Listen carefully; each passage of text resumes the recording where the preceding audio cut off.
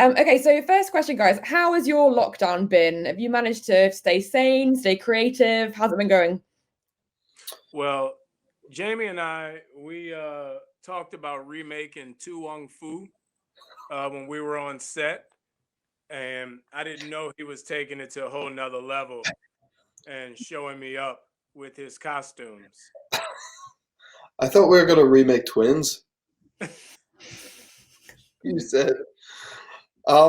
No, it's funny, isn't it? Because if you're creative people and you're not given the opportunity to be creative, you have to find new and interesting ways to make it happen.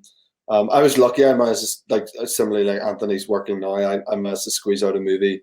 Like, it was only a 7-week shoot, but we shot it. I wrapped about 2 weeks ago with Kenneth Branagh that we shot in the UK, and it was odd at the beginning, and then it's sort of like everything in this pandemic becomes sort of normal after a while, managed to keep myself pretty sane and busy. I mean, again, I've got kids. Anthony's got kids. That keeps you very busy. How's yours, Anthony? Have you been working at all? Oh no, mine was great. I literally went hunting and fishing and golf every other day. So I thrived during quarantine. I do not want anything other than quarantine in my day-to-day life. And have you had any like projects cancelled? Have things been cancelled or postponed or paused or anything? I don't even know. I was fishing and playing golf every other day. I have no idea what's going on in my work life. Literally. My schedule was Monday, Wednesday, Friday, golf, Tuesday, Thursday, Saturday, fishing, Sunday, clean the house. Wow. I don't even know what to say. And so with this film, are you guys happy that it's going to be shown in cinemas? Because obviously, as actors, the kind of closing of cinemas is probably quite stressful. But the fact that this film's going to be out. Listen, I think at the end of the day, like, Justin and Aaron, our directors, released a statement there a few weeks ago about that very thing. And, they're sort of encouraging people to, in the States to go to the drive-in theaters. I think there's about 75 or 100 drive-in theaters across the States the movie's going to be shown in. But at the end of the day, it's people's own risk, like it's up to, if cinemas are open and they're showing it, it's totally up to the audience member how they've calculated the risks, and if they're willing to do it. I'm not going to sit here and tell people to go and see it like you usually do for a film, because it's not a usual release. But I think if we leave it up to people to make up their own minds, but I think they definitely if you have the option for a drive-in to go see this, I think that's a pretty solid bet. And what was the appeal of the film? Tell me why you guys want to get involved. For me, it was just the cast and crew that they put together. Justin and Aaron, I was big fans of their work with The Endless. I wanted to work with Dornan for some time now, and from what I had heard from many other people, we would get on pretty well if we were on set together. So I felt like it was kind of like this was the perfect opportunity and a perfect storm to do a movie like this, to be on set with directors who actually have a vision and an opinion on how they want their movie to be made and how they want their characters to come across is every actor's dream. So it was a no-brainer for me. Same for you, Jamie. Yeah, same for me. Yeah, it was. It's kind of a world that I have a sort of relatively limited interest in, sci-fi movies, to be honest. But then I think what Aaron and Justin do that turns sci-fi in its head and makes you think a little bit more broadly than you would in a normal sci-fi movie experience. Like it really.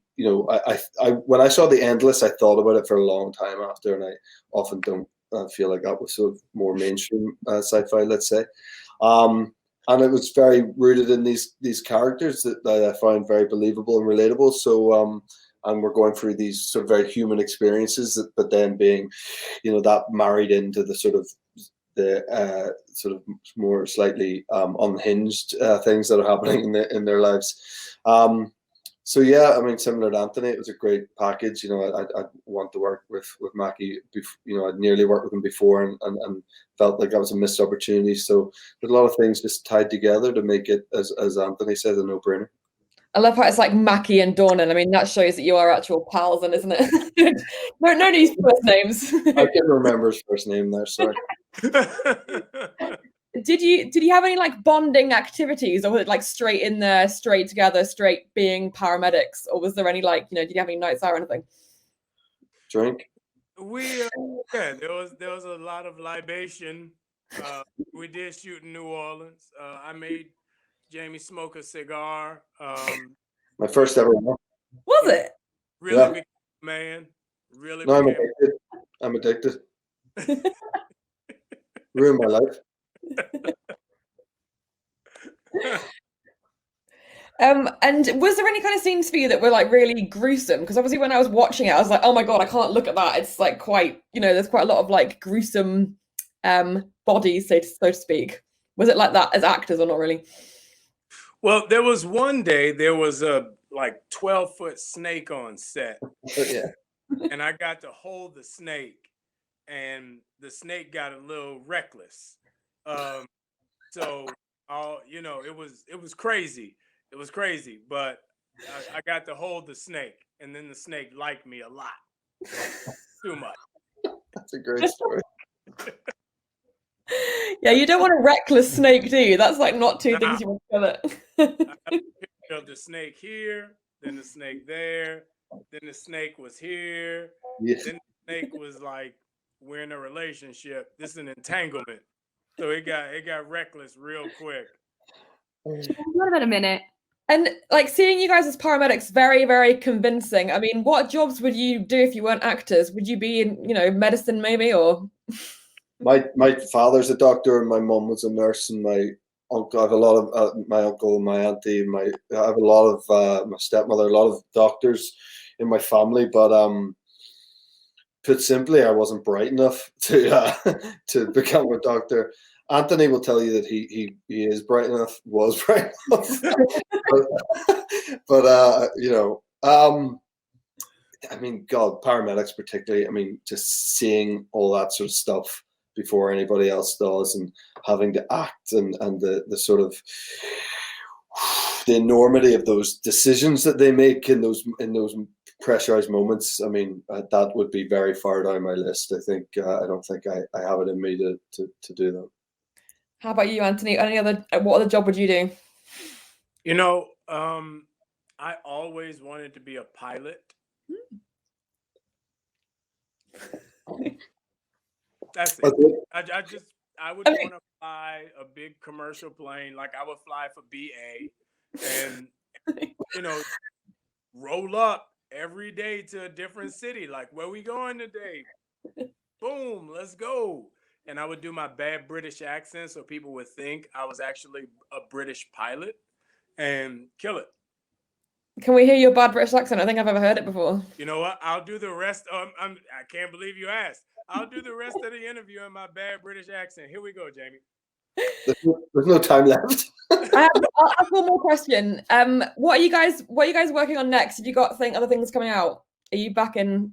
Just so I can hear the British accent, obviously. Well, I just finished filming this thing. Ken Branagh wrote and directed this movie, and I just finished filming about 2 weeks ago. And Anthony is filming at the moment in Prague, and he's about to tell us in a British accent how that is. Okay, well, I'm here in Prague filming. I think that's all we have time for. I'm so sorry. Oh God! Well, hopefully next time you can do the whole interview in an English accent. No, not with me. Well, thank you so much, guys. Thanks, Sean. Thank you. Lovely talking to you. Thank you. Bye. Bye.